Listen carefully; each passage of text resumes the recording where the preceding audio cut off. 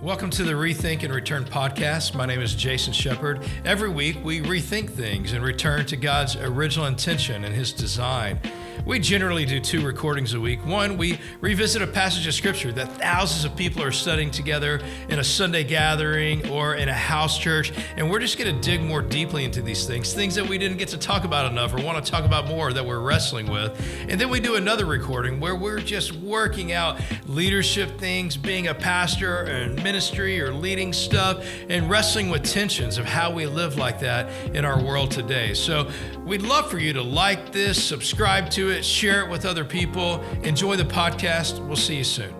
All right, here's Ralph Moore. We're hanging out. Yeah. We're at Exponential in Orlando, and our podcast is usually produced really great, but this is not great today. We're in a classroom, we're on a phone, but I didn't want to miss an opportunity to be with Ralph. I tell people you're the Yoda of church planting. I don't know how you feel about that, but I mean, in my mind, you're not Luke Skywalker, you're Yoda. And man, I love everything you've done in church planting and for the kingdom. I love how you love people. I love your humility.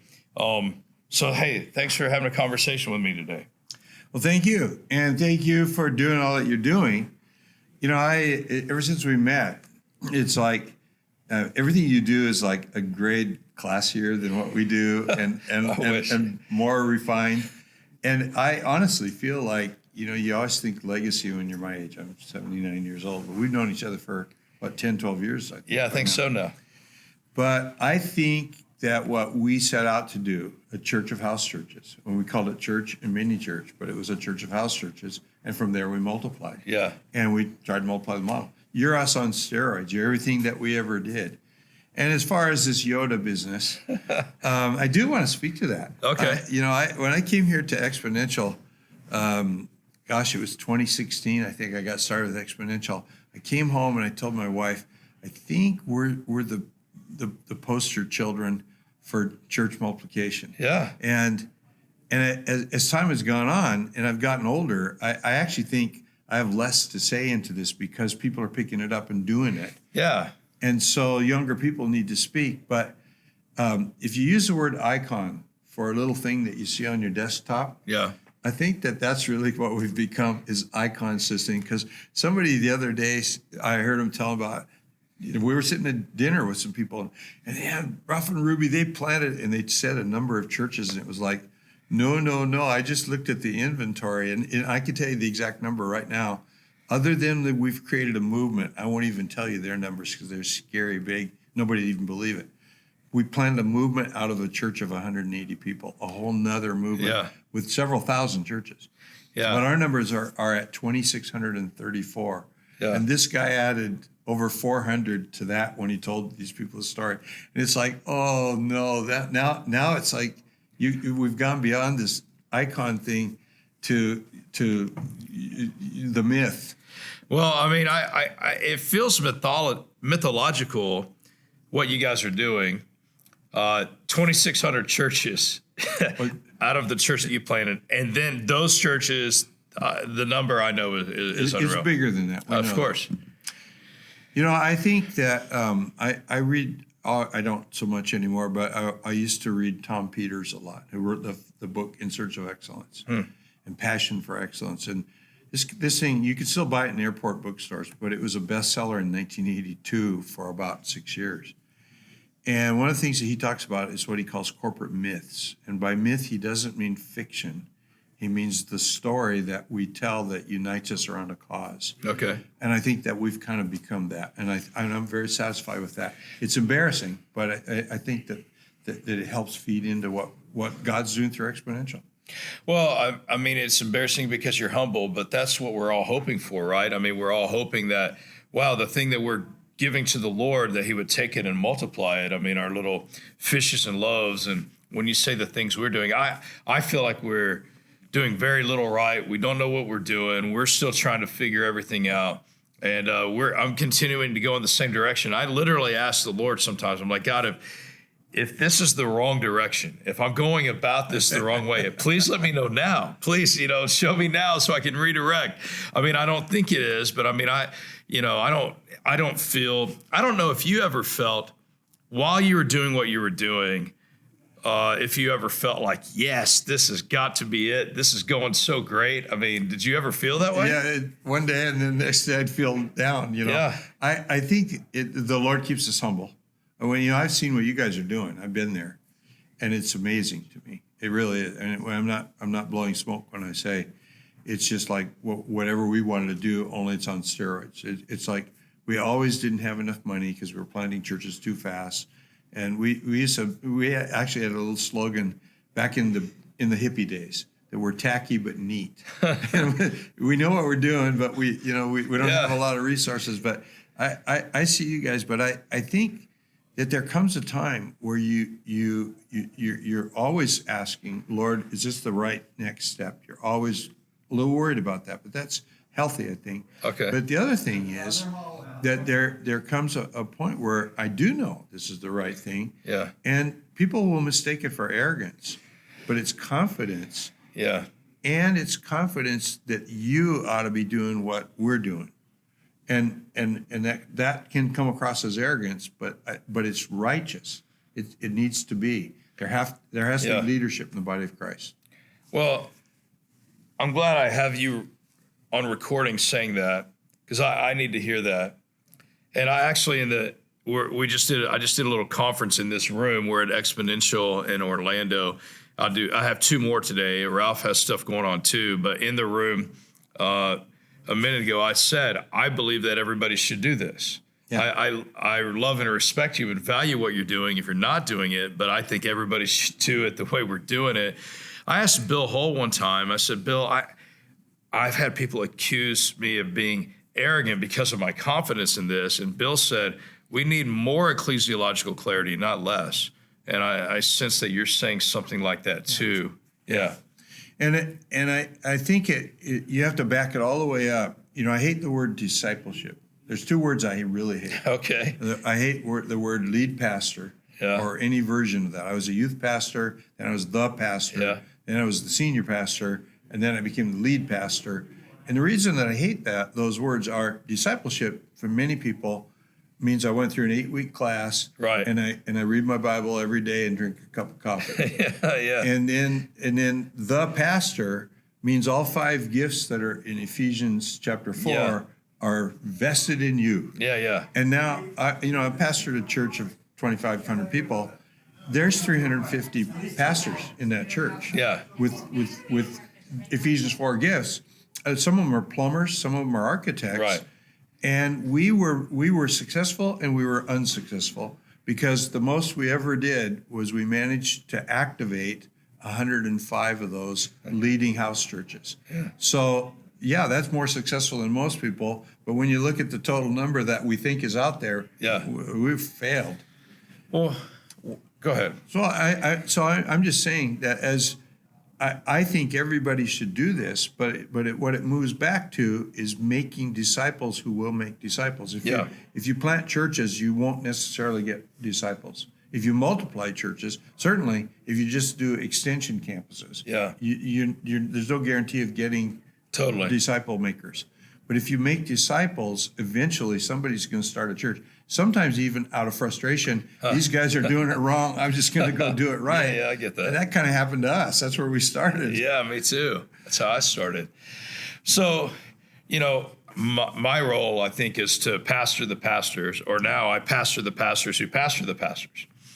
So I don't have a title. I mean, my name's not on our website, but like on social media or whatever, I would have to say something. What would you say? I mean, we have a lot of pastors, house church pastors, pastor our people. We have some staff pastors who pastor our house church pastors, and then I pastor them. What am I? Well, back to my friend Tom Peters, the book that he wrote, he said, well, you should probably say you're the big kahuna. Oh, yeah, I've tried that. It doesn't work. I like the word leader. And the reason is it's just kind of theologically neutral. Yeah. You're functioning as a pastor. Yeah. But you're also functioning as an apostle. Yeah. And you're also functioning as a teacher because you're training. But I think that what I want to do is I want to give, form follows function. So I want to give identity to these functions. There are apostolic people, but we're afraid to call them apostles. There are prophetic people, but we won't, Yeah. So I've always tried, and I grew up in the Pentecostal church, and the church I was in was very Baptist for being a Pentecostal. But when I would go to youth camps, I'd see the nutty stuff. Yeah. Well, we're not nutty, but I'm Pentecostal enough that I identify these gifts and I want them functioning. Yeah. And so if form follows function, I want to attach ecclesiology to it. Yeah. So I'm attaching title to what they're doing. Yeah. And saying, if you prophesy, you're probably a prophet. If you are a guy who evangelizes easy, you're probably an evangelist. But your function in the body is to equip the rest of us to do the work of an evangelist. And I'm a very poor evangelist. I sit on an airplane and everybody, people tell me I led this person to the Lord last week on this plane. I sit in the airplane and when people talk to me, I can quote exactly what I say. You want to hear it? Sure. They'll sit down and go, well, hello. And I'll go, I got a book open. I just do not want to talk. I'm an introvert. If you wind me up, I get to doing this. Yeah, that's funny. That's funny. It's I'm no evangelist, but there are evangelists in the body who are there to help people like me know how to do the stuff. Yeah. Well, I mean, I love to think in our greater church and even down into every house church, we love to see all of these different gifts operating, but I think the nomenclature for us sometimes can get in the way. I mean, for us to call a teacher a pastor, I mean, we take a small group leader and we make them a pastor, we take a group and we make it a church. So we have true churches, house churches, and they are functioning as a little church. And I think within that little church, we have a lot of different gifts represented. And then our hope is trying to get those people to all operate freely with each other and their gifts. But then in our church overall, we have these gifts represented. Like if I was in a house church, I may be using some apostolic gifting and some teaching gifting there. But for our church overall, I'm using that. And I think probably anybody that's in leadership probably has seeds of all 5 of those gifts in their life. But one's going to predominate. And but my little complaint is always that when it's all vested in one person, and then we're in trouble. Inside of a local congregation, if there's 40 people in your church, and you're the only person with that title, then I agree with you. And you didn't just rob the other people who might be pastors. You robbed everybody of the people who are gifted as an evangelist because everybody thinks you are the center of everything, and that's just what's wrong with the church. I agree with that. I think it's been my joy to raise up other people. And we keep people like me as invisible as possible. I mean, it is 2 things have driven me in this, other than seeing a form of ecclesiology that we practice. I mean, the Apostle Paul said the people who seem the least important in the church are actually the most important. Like the least visible people are more important than me, Paul. Yeah. And then, John said, Jesus must become greater, I must become lesser. And I don't see many pastors or leaders trying to become lesser. Yeah. And so for me, I have flesh too and fleshly tendencies too. So I've had to put boundaries on there to not put myself out there as much, to not put my name on our sign and our website to try to raise other people up. Yeah. I love the way that you do that. I love that when I come to your building, I have to look for the name of Church Project on the sign that's out there. That's right. I think it's just wonderful.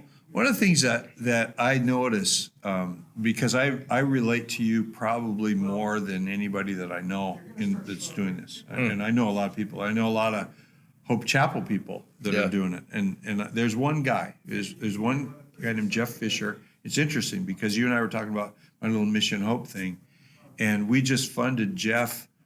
We paid for the first 6 months it's like a rock and roll bar, but it's only coffee.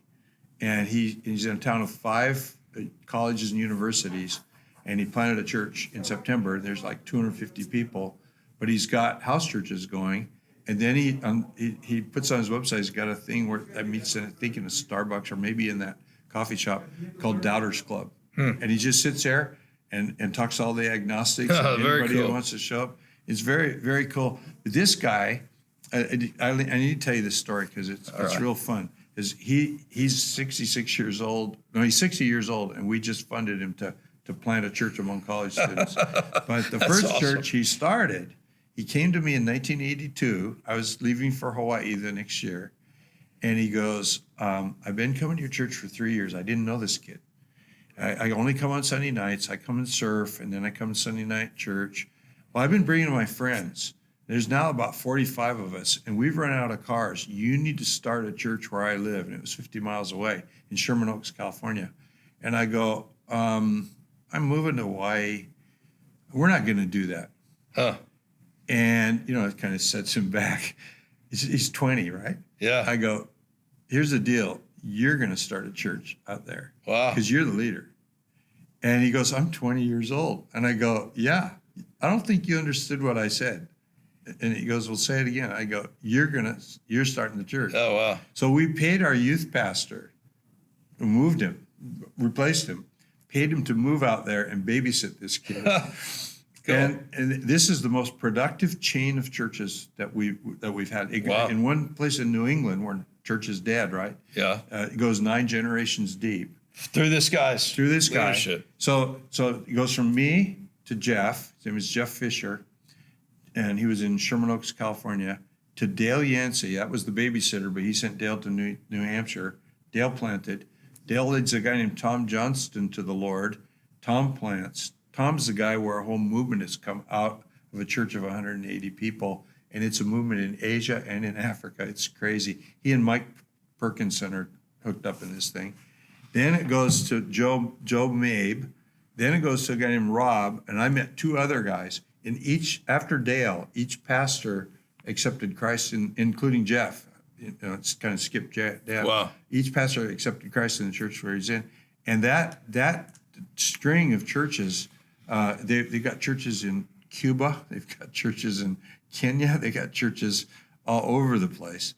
And so I relate to them inside of Hope Chapel more than anybody. But outside of Hope Chapel, and all of the people I know in Exponential, I look at you and I think, and so I'm at this age, right, where somebody told me lately, this is kind of cool, because I really had made a decision. I don't really want to present material anymore, although I did this week. Yeah. But basically, I just want to, I was with my friend Bill Kokenauer.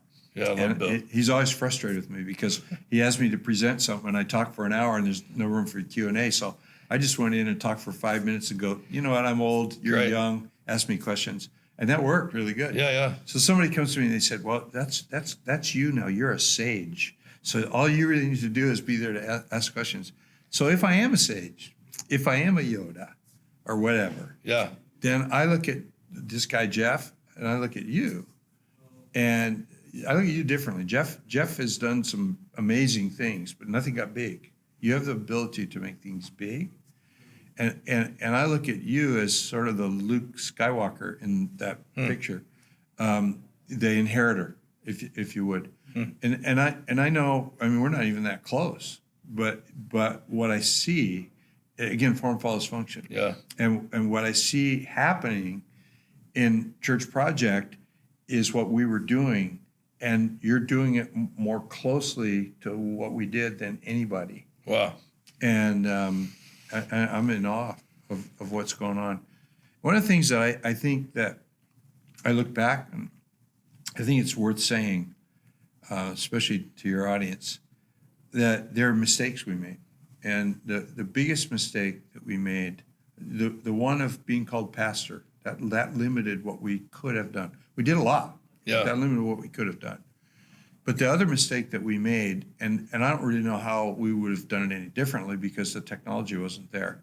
When you get beyond, the last time that we had a gathering of all of our pastors, there were about 120 of them.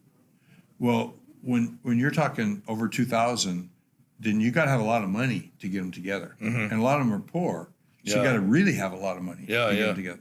But today we got Zoom. Yeah. And today we have social media. And like we were talking earlier, you can find me on Ruby Ralph Moore. Ruby Ralph Moore on Facebook. Right. See, so I don't even post it. My wife posts it. I have to email her a post for her to put it on. So I'm kind of social media nerd. And I do Instagram and all that. And I have a website, ralphmoore.net. Yeah. I like to plug that thing. I would do it later. But as we think about this, the fact that you can do this, you can tie as the thing scales up, you can keep everybody tied together. And I think that I need to say this to you, as much as I'm saying downgrade the role, don't become, the center of everything. At the same time, you have to be the center of everything. You don't want to be a hotshot center of everything. Right, yeah. But you have to be the glue that holds people together. One of the problems that we have in Hawaii is Wayne Cordero has retired. I have retired, both of us, to the mainland. And both movements, at one point, the only place in America where the church was growing, the only state where the church was growing, according to Ed Stetzer, was Hawaii. Wow. And we went from 4% in 1980 when the census came to 72% in 2007 when the Barna Institute did a study, and it all came through disciplemaking, church multiplication. And so it was us, it was Cordero guys. Their churches were bigger than ours, but both of us planted in our tenure exactly 69 churches in the state. Oh, really? Each. Wow. And there's a new guy in town. I was telling you about him earlier. His name is John Termini. And I listened to him preach one day, and he sort of did a little side thing, and he starts talking about Ezekiel's dry bones. And he goes, I feel like God's called me to Hawaii to not only plant churches, but to revive the dry bones. And I'm thinking, I know the dry bones are called Hope Chapel and New Hope. And thank God you're here. So I think there was a role that I couldn't identify, that Wayne couldn't identify when he was there, that you're smack in the middle of, and you need to embrace it. And social media, Zoom, what you're doing with the podcast, these are the things that are going to keep the movement moving in one direction. Well, I needed to hear you say that, and thank you for that encouragement. And you and I didn't know each other for years after I started Church Project, because I didn't want to become that guy, so I kept my head in the sand. I just kept my head down, and I felt really convicted about that at some point. And even still, I struggle with how far do I push, because I want to support more people and help more people who are doing this. Well, when I met you, we were at an event, and the people who were running the event barely acknowledged what you were doing was real. Yeah. And you and I have talked about this. Yeah. And one of the things that I think, and I don't know what you even call this, my staff one day, early on in the Hawaii years, not in the California years, but in the Hawaii years, they go, you have a gift of encouragement. And I go, and what are you even talking about? And they said that, and what they said was, you see things in other people that they don't see in themselves. Yeah. And once you identify it, you fan the fire. Well, I didn't really need to fan the fire with you, but I saw stuff, and I was just instantly impressed. Yeah, you said stuff that stuck with me. I actually remember how you dressed. I mean, you're the only guy there with a white shirt on and a jacket, and it was like, I don't know how many years ago. And I talked to the leader of the event afterwards, and he blew you off. Yeah. And we got into a pretty good argument. I've had a lot of that, yeah. And you have had a lot of that. And so I think you've got to step up. I'm old. I'm 80 years old almost. And I'm praying to be 100. I'm praying to keep doing what I do till I'm 100. I hope so. And I'm healthy, and it works, And I found tools to make it easier on an old man. But who else is going to be here? And I understand. I mean, I love exponential and the 16% mission. I love that to death. And, I'm involved with new breed guys now, but my home is right here.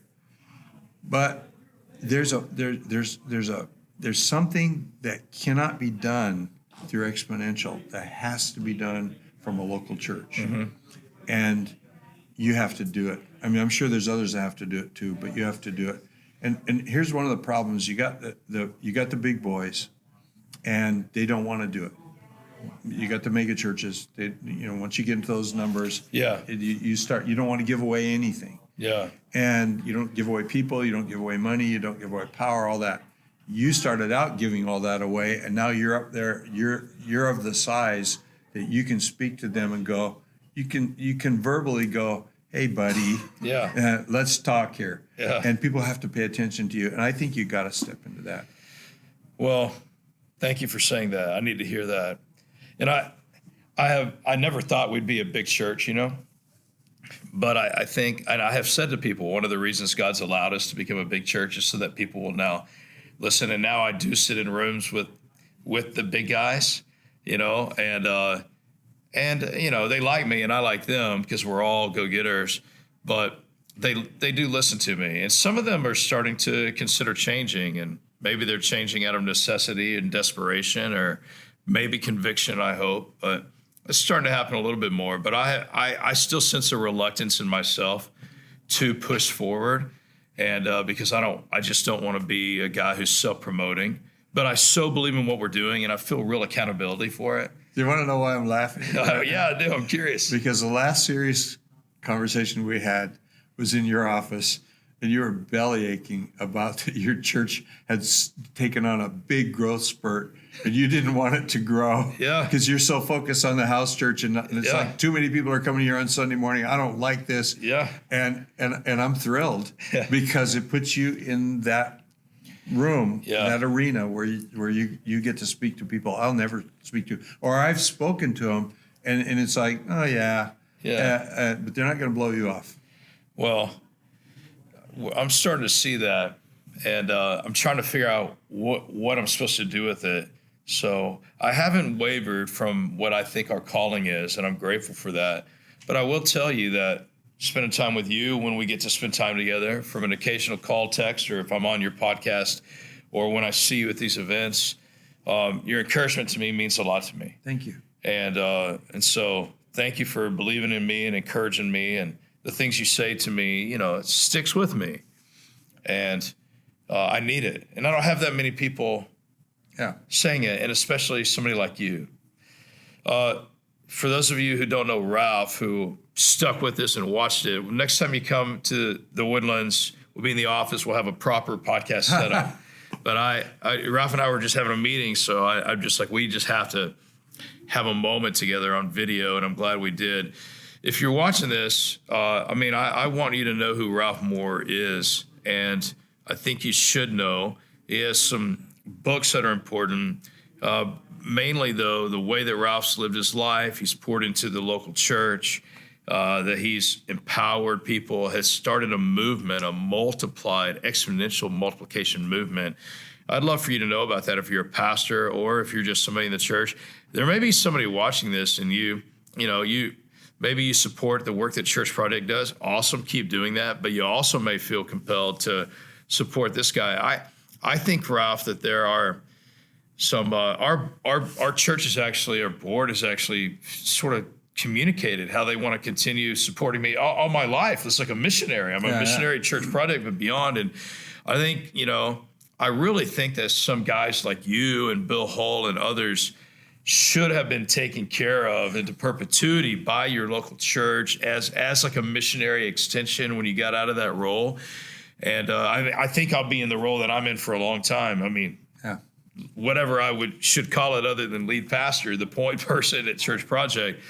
But, I think people like you should continue to be supported. I've worked on the side to do some things because I don't know. Would a church take care of me or not? Who knows? Would they be able to? Would they want to? Would they do it right? We see a lot of guys, that were great influential guys in the kingdom. They end up getting dishonored and almost disowned by their local church. And I see that, and I hate it. It's so wrong. But because I've seen it so much, I've thought, well, I need to do, and I've done a lot of investments on the side for years, from land and properties and businesses and stuff. But, and I want to give more, and my wife and I do. But I think that people like you should continue to be supported, and I want us to do that some.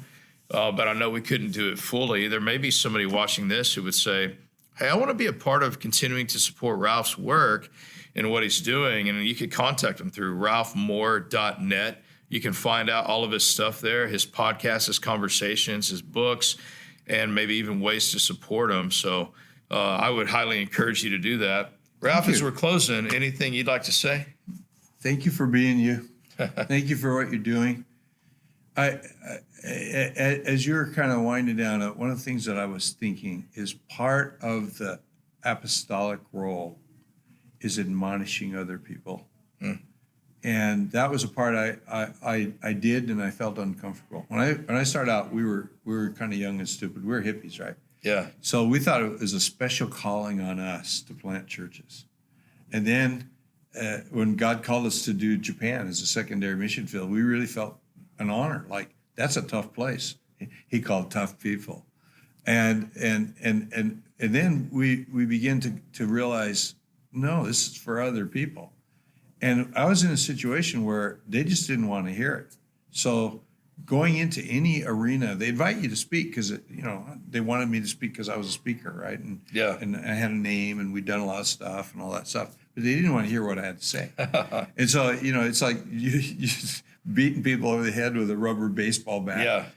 But you got to keep doing that. And then there always are some who hear. One of the things that I would say to maybe people sitting out here is when I would go to Japan, one place in Japan, they brought me in 4 times to teach the same thing about how to build a house church out of a main church. And same thing. And so after the second time, when they want me back time number 3, they go, well, the first time we were checking you out. Second time we were checking what you had to say. This time we want to try it. And then the fourth time we want to make sure that we're doing it right. So, but then they never did anything really. Yeah. Except I look for the guy and the person who might be listening right now, and you're feeling like a little bit of an outsider. You don't quite belong in most church circles. Yeah. And yet you feel called by God, and you're a little bit angry. And when I'd go to Japan, that's my guy. He's, they're all wearing right. suits. He was wearing Levi's. He's sitting at the back wall, scowling at me like, oh, stupid white guy, what do you got to say? Yeah. And I'm going, that's my guy. And as we became friends, those are the church planters who went on and did it. Cool. And if you're that guy now and you're listening, you're the guy that God's going, hey, bud. So. Yeah, man. Well, thanks for continuing to follow Jesus. Be faithful to your family, your ministry, your calling.